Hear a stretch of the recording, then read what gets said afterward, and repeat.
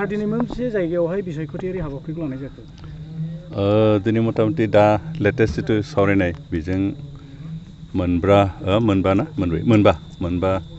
बिसायख'थि मिटिं खुंनाय जाबाय आरो मोनफ्रोमबो मिटिङाव रायजोफोरनि जिथु रेसपन्स बेयो जोबोद मोजां।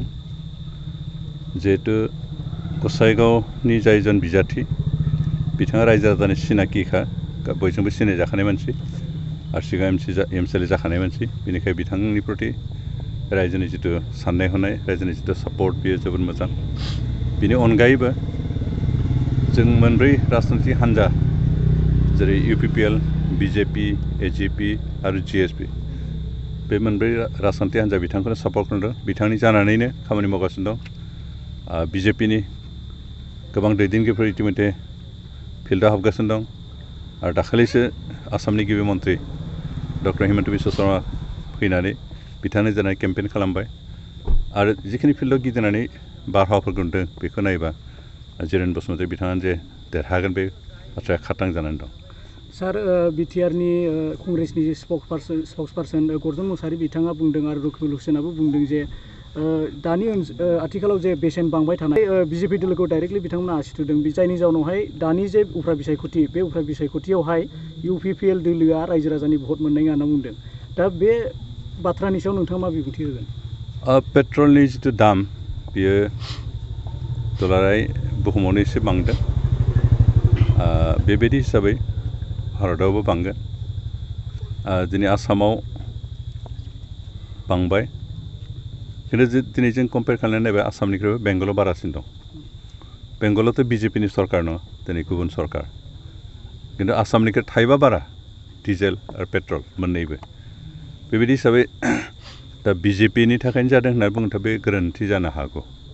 बेनिखायनो गासैबो मार्केटखौ नायनांगोन, इन्टारनेसनेल मार्केटखौ नायनांगोन, इन्टारनेसनेल लेभेलाव अइलनि प्राइसआ बेसेबां दं बेखौबो नायनांगोन। बेखौ गासैखौबो बिजिरना नायनानैसो दामा बिजेपिनि थाखाय जादों ना गुबुन थाखाय जादों बेखौ बुंनांगोन। बेनिखायनो बिथांमोननि जिथु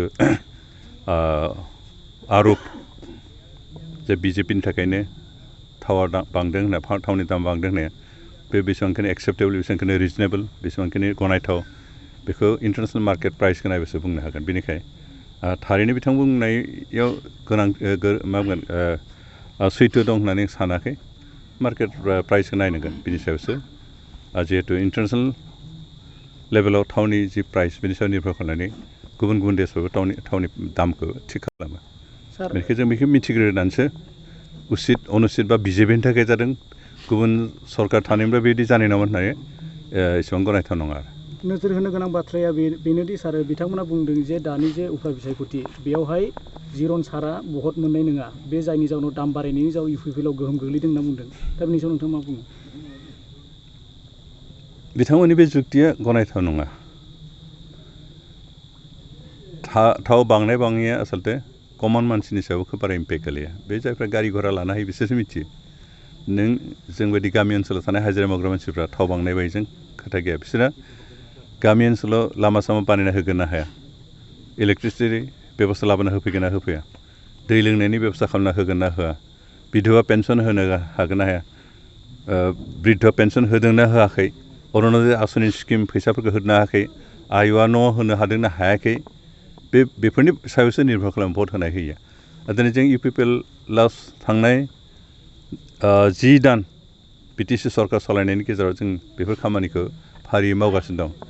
जों खोब बारा गोलाव सम मोनाखै खामानि मावनो। 10 मास जोंहा सरकार जादोंबाबो जों हयथ' दानब्रैसोल'सो खामानि मावनो हादों। बे दानब्रैयाव जों आसाम सरकार आरो जोंनि बिटिसि सरकारनिफ्राय रायजो राजानो जिखिनि स्किम, जिखिनि बेक्तिगत बेनिफिसियारि स्किम होदों बेफोरखौ मोननानै रायजोफ्रा गोजोननाय मोन्दों आरो फैगौ समफ्राव जों होबावगोन। आरो बे खम समनि गेजेराव जों जिखिनि लामा सामा बानायदों, जिखिनि सुबिदा खालामना होदों रायजोफोरनि, बेफोराव रायजोफ्रा गोजोनदों आरो बेनिखायनो जों आसा खालामदों बिथांमोना माबा दाय होनाय बायदि, बिथांमोना बुंनाय बायदि जे थाव दाम बांनायखायनो जिरन बसुमतारीया भट मोननाय नङा, बेयो जोबोद गनायथाव बाथ्रा नङा। आरो बिनि सायाव भट रायजोफ्रा, बे गामि ओनसोलाव थानाय रायजोफ्रा, गोरिब रायजोफ्रा बे थाव दाम बांनाय बाङैनि सायाव निर्भर खालामनाय नङा। बिथांमोना गावनि बेक्तिगत हिसाबै थांना थानाय माखिनि सुबिदा मोन्दों मोना बिनि सायावसो निर्भर खालामो। जिहेतु जों सुबिदा खालामना होनो हादों, खम समनि गेजेरावनो जिखिनि सुबिदा होदों बेखौ मोननानै गोजोनदों आरो बेबायदि हिसाबै चिरन बसुमतारीया रायजोफोरनि भट मोना लाफानो थानाय नङा। हामबायसै सार।